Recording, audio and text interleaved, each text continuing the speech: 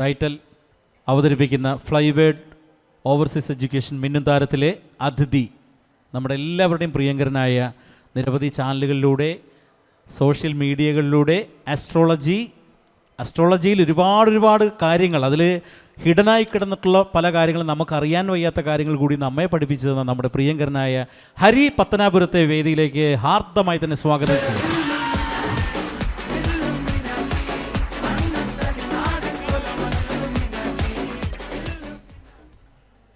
ഹരിച്ചേട്ടനുമായിട്ട് രസകരമായൊരു കാര്യം പറയാനുണ്ട്. ഹരിച്ചേട്ടൻ ഒരു ചാനലിൽ ഞങ്ങൾ ഒരുമിച്ച് പ്രോഗ്രാം ചെയ്യുന്ന സമയത്ത് ഞാൻ പെട്ടെന്ന് അകത്തേക്ക് വന്ന് നോക്കിയപ്പോൾ നല്ലൊരു ഷർട്ട് കിടക്കുന്നു. അപ്പോൾ എനിക്ക് ഇടാൻ അടുത്ത എപ്പിസോഡിന് ഷർട്ടില്ല. ഞാൻ ഷർട്ടൊക്കെ ഇട്ടുകൊണ്ട് പോയി.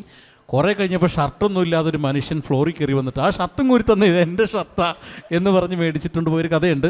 അതെ, അത് പുള്ളിയുടെ സമയം ശരിയായിട്ടാണ്. അതെ അതെ അതെ അതെ. എന്തായാലും സമയം എൻ്റെ ഷർട്ട് ഇട്ടവരുടെയൊക്കെ സമയം പിന്നെ നന്നായിട്ടുണ്ട്. അത് ശരി. ഓക്കെ, ഏതായാലും നമ്മളുടെ സംഘടന ഇത് ചിരി എഴുത്തുകാരുടെ, അത് അതെ, ചേട്ടൻ്റെ ഒരുപാട് പരിപാടികളുടെ പിന്നിൽ പ്രവർത്തിച്ചിട്ടുണ്ട് ഞങ്ങളുടെ താരങ്ങൾ. അതായത് സിനിമയായാലും ടി വി ആയാലും സ്റ്റേജ് ആയാലും എല്ലാ മാധ്യമങ്ങളുടെയും ഒക്കെ ചിരി എഴുത്തുകാരുടെ ഒരു വലിയ സംഘടനയാണ് റൈറ്റൽ എന്ന് പറയുന്നത്. അപ്പോൾ റൈറ്റലിനെ കുറിച്ച്, റൈറ്റൽ എന്നൊരു സംഘടന അത് വളരെ നല്ലതാണ്. കാരണം പലപ്പോഴും നമ്മളുടെ ഫ്രെയിമിൽ കാണുന്നത് ആർട്ടിസ്റ്റുകളെയാണ്. ഇതിന് പിന്നിൽ നിന്നുകൊണ്ട് ഈ തമാശകൾ എഴുതി ഉണ്ടാക്കുക എന്ന് പറയുന്നത് വളരെ ശ്രമകരമായിട്ടുള്ളൊരു കാര്യമാണ്. ഒരാളെ കരയിപ്പിക്കാൻ നമുക്ക് വളരെ പെട്ടെന്ന് പറ്റും. കാരണം രണ്ടടി കൊടുത്താൽ മതി, അല്ലെങ്കിൽ എന്തെങ്കിലും ഒരു വേദന കൊടുത്താൽ മതി. പക്ഷേ ഒരു മനുഷ്യനെ ചിരിപ്പിക്കുക എന്ന് പറയുന്നത് നിസ്സാരമായിട്ടുള്ളൊരു കാര്യമല്ല. പ്രത്യേകിച്ച് ഇന്നത്തെ ഈ സോഷ്യൽ മീഡിയ യുഗത്തിൽ പെട്ടെന്ന് ആർക്കും ചിരിയൊന്നും വരില്ല. സ്ട്രെസ്ഫുള്ളായിട്ടുള്ളൊരു സമയമാണ്. അപ്പോൾ ഈ കാലത്ത് നമ്മളെ ചിരിപ്പിക്കാൻ വേണ്ടി പുറകിൽ നിന്നുകൊണ്ട് ആ ഒരു നാച്ചുറലായിട്ടുള്ളൊരു കാര്യങ്ങൾ എഴുതി ഫലിപ്പിക്കുക എന്ന് പറയുന്നത് വളരെ വലിയ കാര്യമാണ്. കാരണം ഇന്ന് വെറുതെ വന്ന് സ്റ്റേജിന് മുമ്പിൽ നിന്നുകൊണ്ട് എന്തെങ്കിലുമൊക്കെ കാണിച്ചാൽ ആളുകളിലേക്ക് അത് എത്തുകയില്ല. ചിരിയും വരില്ല, അവർ ചിരിക്കുകയില്ല. അപ്പോൾ ചിരിയും ചിന്തയും ഒരുപോലെ ഉയർത്തത്തക്ക തരത്തിൽ ചില കാര്യങ്ങൾ എഴുതി വെക്കുക, അത് നമ്മളുടെ മനസ്സിലേക്ക് പതിക്കുക. ആ ഒരു കാര്യം പ്രസൻറ്റ് ചെയ്യുമ്പോൾ അത് കാണുന്ന ആൾ അത് എങ്ങനെ എടുക്കും എന്ന് പോലും അവർ മുൻകൂട്ടി മനസ്സിലാക്കാൻ കഴിയണം ഒരു റൈറ്ററെ സംബന്ധിച്ച്. അപ്പോൾ അത്തരത്തിൽ വലിയ മികവുറ്റ, നമുക്കറിയാം ടി വി ചാനലിലെ ഷോകളിലൊക്കെ അതിൻ്റെ പിന്നണിയിൽ പ്രവർത്തിക്കുന്ന അവരെ പലപ്പോഴും നമുക്കറിയില്ല. അത്തരം ആളുകളുടെ ഒരു സംഘടന റൈറ്റൽ ഉണ്ടായത് വളരെ നല്ലതാണ്. കാരണം അവർ ഏറ്റവും കഴിവുള്ള ആളുകളാണ്. അപ്പോൾ അവർ നമ്മുടെ മുൻനിരയിലേക്ക് എത്തിച്ചേരട്ടെ. അവർക്ക് വേണ്ടി ഇങ്ങനെ ഒരു സംഘടന ഉണ്ടായതിലുള്ള സന്തോഷം അറിയിക്കുന്നു, എല്ലാ പിന്തുണയും അറിയിക്കുന്നു. പിന്നെ അസ്ട്രോളജർ എന്ന നിലയിൽ ഈ റൈറ്റലിൻ്റെ ഭാവി ഒന്ന് കബഡി വെച്ചെന്ന് പറയാൻ പറ്റുമോ? ശരിക്കും പറഞ്ഞാൽ ഈ പല താരങ്ങളുടെയും ഭാവി നിർണ്ണയിക്കുന്നത് റൈറ്റേഴ്സാണ്. കാരണം അവരെഴുതി കൊടുക്കുന്ന കാര്യങ്ങളാണ്. അതുകൊണ്ട് പിന്നെ പ്രത്യേകിച്ച് ഇവരുടെ ഭാവി പറയേണ്ട കാര്യമൊന്നുമില്ല. അവർക്കറിയാം ആ ഭാവി ധന്യമാകുമെന്നും നല്ല രീതിയിൽ പോകുമല്ലോ. അല്ല, ഞാൻ ഈ പ്രസാദേട്ടൻ്റെ ഭാവിയെ കുറിച്ച് എന്തെങ്കിലും പറയാൻ. പ്രസാദേട്ടനെ പോലെ ഒരു നല്ല മനുഷ്യൻ. ഇനി അദ്ദേഹം ഞങ്ങളെല്ലാം ഒരു ഗ്രൂപ്പിൽ ഒന്നിച്ചുള്ളവരാണ്. ഞങ്ങൾ അവതാർ എന്ന് പറയുന്ന ഗ്രൂപ്പിൽ അത് ഞങ്ങളുണ്ട്, നമ്മളെല്ലാം ഉണ്ട്. അതെ, അദ്ദേഹം ശരിക്കും ഒരുപാട് പേരുടെ ഭാവിയെ ഫ്രെയിം ചെയ്ത ആളാണ്. അപ്പോൾ അദ്ദേഹത്തിൻ്റെ ഭാവി പറയുക എന്ന് പറയുന്നത് തന്നെ ഒരു സാഹസമാണ്. എത്രയോ സാധാരണക്കാരായിട്ടുള്ള ആളുകളെ വലിയ കലാകാരന്മാരാക്കിയും. വേണ്ട, മനോജ് ഗിന്നസിന്റെ ഭാവി പറ. പ്രസാദ് ചേട്ടനെ പറഞ്ഞ് പൂർത്തിയാക്കാൻ നിങ്ങൾ സമ്മതിക്കത്തില്ലേ? അങ്ങനെ എത്തിച്ചൊരു മനുഷ്യനാണ് മനോജ് ഗിന്നസ്. നല്ല ഭാവിയല്ലേ? ഗിന്നസ് എന്ന പേര് തന്നെ വന്നില്ലേ? ഇനി ഇതിൽ കൂടുതൽ അദ്ദേഹത്തിന് എന്ത് ഭാവിയാണുള്ളത് അല്ലേ? നല്ല ഭാവിയാണ്. എന്നാലും ഡേറ്റ് ഓഫ് ബർത്ത് സമയമൊക്കെ തന്നെ വേണേ ഫ്രീ ആയിട്ട്. അഖിലിന്റെ ഭാവി ഒന്ന് പറയാമോ? എന്നാ പിന്നെ ഇവിടെ ഒരു ഓഫീസ് കാണാൻ എടുത്തിട്ടിരിക്കാമല്ലോ. അതായിരുന്നു നല്ലത്. ഇങ്ങനെ കിട്ടിയപ്പോ എന്തെങ്കിലും രണ്ട് ഭാവി മുഖം നോക്കിയിട്ട് കറക്റ്റ് സമയത്ത് വീട്ടിൽ പോകണം, ഇല്ലെങ്കിൽ പ്രശ്നം നടക്കും. ഒന്നാമത്തെ ഭാവി ചുമ്മാ പോയേരെ. രണ്ടാമത്തെ ഭാവി ഇച്ചിരി ഇവർക്ക് നല്ല പെർഫോം ചെയ്യുന്നവർക്ക് നല്ല മാർക്ക് കൊടുക്കണം, ഇല്ലെങ്കിൽ അവർ ഭാവി ഭൂതമാക്കും. അതെ, നിന്റെ ഭാവി ഭൂതമായി മാറും. ഓക്കെ, അപ്പോൾ എന്തായാലും വളരെ സന്തോഷം. എന്തായാലും ഇവിടെ ഇങ്ങനൊരു പരിപാടിക്ക് ക്ഷണിച്ചതിലുള്ള നന്ദി അറിയിക്കുകയാണ്. അപ്പോൾ നല്ല ആർട്ടിസ്റ്റുകൾ കൂടുതൽ വളർന്നു വരട്ടെ. അവർക്ക് ഇത്തരത്തിലുള്ള വേദികൾ ഒരുക്കുന്നതിൽ റൈറ്റലിന് ഒരുപാട് നന്ദിയും അറിയിക്കുന്നു. നമസ്കാരം.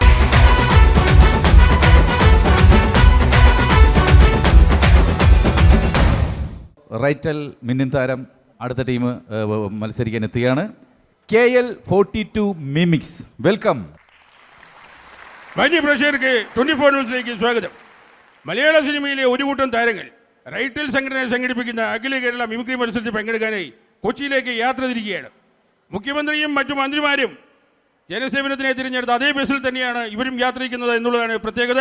നമുക്ക് തത്സമയ ദൃശ്യങ്ങളിലേക്ക് എടുക്കാം. റൈറ്റൽ സംഘടന സംഘടിപ്പിക്കുന്ന അഖില കേരള മത്സരത്തിൽ പങ്കെടുക്കാനായി കൊച്ചിയിലേക്ക് യാത്ര തിരിക്കുന്ന മലയാളത്തിൻ്റെ പ്രിയപ്പെട്ട താരങ്ങൾക്ക് എൻ്റെ ഹൃദയം നിറഞ്ഞ അഭിവാദ്യങ്ങൾ അർപ്പിക്കുകയാണ്. ഒപ്പം പ്രാർത്ഥന ആശംസകൾ നേരുന്നതിനായി ബഹുമാനപ്പെട്ട വൈദികൻ കാപ്പിപ്പൊടിയച്ചനെ സ്വാഗതം ചെയ്യുകയാണ്. കൂടുമ്പോൾ ഇമ്പ വിളയെ കുടുംബം, കുടുംബം ഇമ്പ വിലയിൽ ഭൂകമ്പം എന്നാ പറയുക. മലയാള സിനിമയിലെ കാരണവരായ മധുസാർ നയിക്കുന്ന ഈ ടീമിന് ഈ യാത്രയും നിങ്ങളുടെ പെർഫോമൻസും ഗംഭീരമാകട്ടെ എന്ന് ആശംസിക്കുകയാണ്. എന്താ മധുസാറെ, സ്ട്രോങ് അല്ലേ? ഞാനും എൻ്റെ വില്ലേജും ഡബിൾ സ്ട്രോങ്ങാ. പിന്നെ എന്തെങ്കിലും പോരായ്മകളുണ്ടെങ്കിൽ താങ്ങാകാനും വേണ്ടി വന്നാൽ തള്ളാനും എൻ്റെ വിജയൻ എൻ്റെ കൂടെയുണ്ട്. പണ്ട് ബ്രണ്ടൻ കോളേജിലെ പഠനം പൂർത്തിയാക്കി പുറത്തിറങ്ങിയ കാലം, അന്ന് നിങ്ങളുടെ കയ്യിലുള്ള ഊരിപ്പിടിച്ച കത്തിയും ഉയർത്തിപ്പിടിച്ച വടിവാളുകൾക്ക് നറുക്ക കൂടത്തിൻ്റെ നടന്നു പോയിട്ടുള്ള ആളാണ് ഞാൻ. അത്യാവശ്യം വരുമ്പോൾ മാത്രം തള്ളിയാൽ മതി, ഇപ്പോൾ വേണ്ട. അമ്മാതിരി ഡയലോഗൊന്നും ഇങ്ങോട്ട് വേണ്ട. അയ്യോ, ഞാൻ ഉദ്ദേശിച്ചത് CM വിജയനെ അല്ല. മലയാള സിനിമകൾ ഒരു കാലഘട്ടത്തിൽ തിയേറ്ററിൽ തകർന്നടിഞ്ഞപ്പോൾ തമിഴ്നാട്ടിൽ നിന്നും വിജയക്കൊടി പാറിച്ചു വന്ന തമിഴ്നാടത്തിൻ്റെ ഇളയ തലപതി വിജയ് കേറി വാടാമോനെ. என் நெஞ்சில் குடியிருக்கும் நண்பார்ந்த ரசிகர்களே, பெரியோர்களே, தாய்மார்களே, ஒவ்வொரு வீட்டில் இருக்கிற குட்டி குட்டி நண்பர்களே, உங்களுக்கு எல்லாருக்கும் வணக்கம். எல்லாருக்குமே நம்மளை பிடிச்சி போயிட்டு வாங்க. லைஃப் போர் அடிச்சிடாது. கொஞ்சம் பேருக்காவது நம்மளை பிடிக்காமல் இருந்தால் தான் லைஃப் ஒரு மாதிரி ஜாலியாக இருக்கும், இன்ட்ரெஸ்டிங்காக இருக்கும், சுவாரஸ்யமாக இருக்கும். நான் சொன்னது உங்களுக்கு யூஸ்ஃபுல்லாக இருந்தால் எடுத்துடுங்க, இல்லை விட்டுடுங்க, ஒரு பிரச்சனை இல்லை. உங்களுக்கு எல்லாருக்கும் என் வாழ்த்துக்கள். நன்றி, வணக்கம். തമിഴ്നാട്ടിൽ നിന്നും മറ്റൊരു വിജയൻ, മക്കൾ സെൽവം വിജയ് സേതുപതി വാടാമോനെ. எல்லாருக்கும் வணக்கம். ஆக்சுவலாக ரொம்ப சந்தோஷமாக இருக்குது. மலையாளம் எனக்கு ரொம்ப பிடிக்கும். மம்முல் சார் மோலாசன் அவ்வளோ உயிர். அதனால் மலையாள ஃபிலிம் இண்டஸ்ட்ரிக்கு எனக்கு என்னோட எல்லா வித வாழ்த்துக்கள். நன்றி, வணக்கம், தேங்க்யூ. ലാലുച്ചായൻ എത്തിയിട മക്കളെ. അടിവാരത്ത് വന്നിറങ്ങിയപ്പോഴേ ഞാൻ അറിഞ്ഞു ഇരട്ടച്ചങ്കം തന്ന വണ്ടിയിലാണ് നമ്മൾ യാത്ര തിരിക്കുന്നത്. എന്നാൽ പിന്നെ നമ്മൾ പോകുമല്ലേ മധു സാറേ? ആ ഭീമൻ്റെ ഒരു സീറ്റിലിരുന്ന് കഴിഞ്ഞാൽ നമുക്ക് വണ്ടി എടുക്കാം. ഇരിക്കട്ടെ അവിടെ. അയ്യോ, ചതിക്കല്ലേ. എൻ്റെ CM തന്ന വണ്ടിയിൽ ഞാൻ ഇരിക്കത്തില്ല. ചതിക്കല്ലേ. മലയാള സിനിമയിലെ യുവതാരങ്ങളെല്ലാം തന്നെ വണ്ടിക്കകത്തുണ്ടല്ലോ. മോനെ ആസിഫ് അലി, നീ രാവിലെ തന്നെ ഇങ്ങ് എത്തി അല്ലേടാ? ഹലോ, നമസ്കാരം. ഇന്നത്തെ ഒരു ദിവസം ഈ ഒരു കോമ്പറ്റീഷന് പോകുമ്പോൾ ഒരുപാട് സന്തോഷമുണ്ട്. മിമിക്രി എനിക്ക് ഭയങ്കര ഇഷ്ടമാണ്. പ്രത്യേകിച്ച് കോട്ടയം നസീറൊക്കെ ജനാർദ്ദൻ ചേട്ടൻ്റെ സൗണ്ട് ഇമിറ്റേറ്റ് ചെയ്യുന്നത് എന്ത് രസമാണെന്ന് അറിയാമോ? അല്ലേ ജനാർദ്ദൻ ചേട്ടാ? ആ കോട്ടയം നസീർ എന്ന് പറയുന്നവരുണ്ടല്ലോ, എന്നെ അനുകരിച്ച് കോട്ടയം മൊത്തം വാങ്ങിക്കൂട്ടി. അതുപോലെ ഗംഭീര പെർഫോമൻസ് ചെയ്ത് ആ റൈറ്റലിന്റെ കപ്പ് നമ്മൾ തന്നെ അടിക്കും അല്ലേടാ വിനയ് ഫോട്ടെ? സിമ്പിൾ. മിമിക്രി വളരെ സിമ്പിളാണ്, പവർഫുൾ. ജനങ്ങളുടെ ഇടയിൽ ഇത്രയേറെ പവർഫുൾ ആയിട്ടുള്ള ഐറ്റം വേറെ ഇല്ല. നമ്മൾ ചെയ്യുന്ന സ്റ്റാർ കറക്റ്റ് ആണെങ്കിൽ വളരെ പെർഫെക്ഷനായി നമുക്ക് ചെയ്യാൻ പറ്റും. ഞാൻ പറയുന്നത് മനസ്സിലാകുന്നുണ്ടോ? ഷറഫുദ്ദീനെ തന്നോടാ ചോദിക്കുന്നേ, താൻ മിമിക്രിക്കാരനല്ലേടോ? ഏതാ വിനയ് ഫോർട്ടിൻ്റെ ഐറ്റം? എന്താ ഐറ്റം മിമിക്രി? ഈ ഐറ്റം ഇൻസ്റ്റാഗ്രാമിലുണ്ടോ, ഫേസ്ബുക്കിലുണ്ടോ, റേഷൻ കടയിൽ ലിസ്റ്റിലുണ്ടോ? തനിക്കൊരു കാര്യം അറിയോ? ഒരു മിമിക്രി എന്ന് പറയുന്നതേ എല്ലാവരും ശബ്ദം ശ്രദ്ധിക്കണം, ഡയലോഗ് പഠിക്കണം. ഇതെല്ലാം കറക്റ്റായിട്ട് ചെയ്തിട്ട് നാട്ടുകാരുടെ വീട്ടുകാരുടെ മുമ്പിൽ അവതരിപ്പിച്ച് അവരുടെ തെറി മുഴുവൻ കേൾക്കണം. എന്നിട്ട് ഒരു മിമിക്രിക്കാരൻ ഇവിടെ വന്ന് നിൽക്കണത്. അതുകൊണ്ട് മിമിക്രിക്കാരെ പുച്ഛിക്കരുത്. ഹൈ, നീ എന്തുകൊണ്ടാടാ പേടിക്കണേ? ഒരു 10 മിമിക്രിക്കാരെ എടുത്താൽ അതിനകത്ത് 9 പേരും നല്ല അവരവരുടെ മേഖലയിൽ കഴിവുള്ളവരാ. അതായത് ക്രിയേറ്റീവ് പീപ്പിൾസ്. അങ്ങനെയുള്ള നമ്മൾ പേടിക്കേണ്ട കാര്യമുണ്ടാ. മാത്രമല്ല, മലയാള സിനിമയുടെ പൾസറിഞ്ഞ സംവിധായകൻ വിനീത് ശ്രീനിവാസന്റെ സ്ക്രിപ്റ്റിനകത്ത് നമ്മൾ മത്സരിക്കണേ. നീ ധൈര്യമായിട്ടിരിക്കടാ. എല്ലാവർക്കും നമസ്കാരം.